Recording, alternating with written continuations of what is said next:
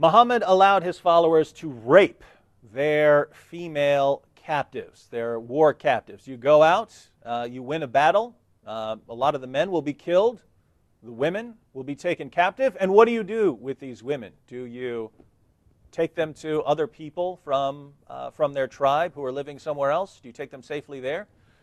Do you marry them? Or do you rape them as much as you want and then sell them as sex slaves in the next town if you decide not to keep them? Which would be the Islamic position, Sam?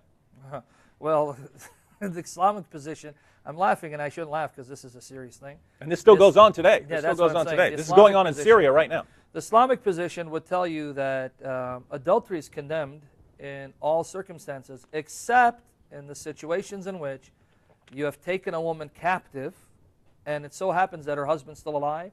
Still, you are free to have sex with her in spite of her husband's being still alive. And then when you comment on that, I want to mention a verse where, according to one particular translation, it's not just your captives, it's even the slave women that you own. But where are you going? You going 424? It's 424, but it's from Hilali Khan. Okay, yeah, read 424, and I'll read Sunan Abu Dawud 2150. They don't limit to just the captives. Yeah. This is what's interesting. Now, again, why is Hilali Khan important? These are two Saudi Arabian Salafi Muslim scholars who are backed up by the Saudi Arabian government, right? Now, there's some people who say, well, the Saudi Arabian government's corrupt. Be that as it may, they are Salafi scholars. And my understanding, the Salafi sect of Islam is actually the purest form of Islam out there today. It's the closest expression of Islam that you'll find today because it almost perfectly resembles the Islam practiced by Muhammad and his companions and the two generations after them. And just so people understand what the importance of this, if you and I were ever to convert to Islam, God forbid, we would be Salafis, would we not? Yes, God forbid, we would be Salafis. Yes, God go ahead. Now here's how they translate this. Also forbidden for you, are women already married, except those, and in parentheses they put, captives and slaves. Not just captives. Captives and slaves whom your right hands possess. Now what in the world does this mean, David? Well, here is one of those interesting situations where when we bring up a passage, Muslims always say context, right? Have to go to the historical context. Amen. We want to go to the historical context on this because that's what tells you exactly what this verse means. If you want to say, oh, it's saying that that your captives and that married women are forbidden to you, except your captives and slaves, what in the world does that mean? You have to look at the context for that. Well, we've got the context, my Muslim friends. We've got the context over and over and over again in the Muslim sources. Let me give you the context. This is Sunan Abu Dawud, number 2150.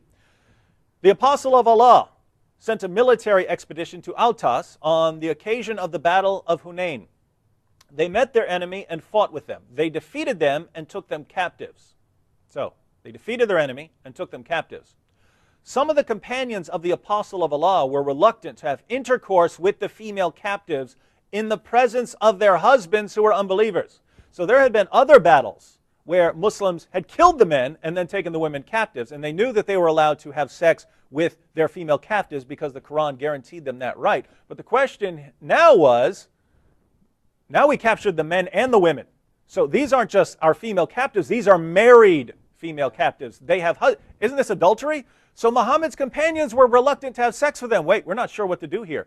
And they go to Muhammad for advice. Muhammad, what should we do?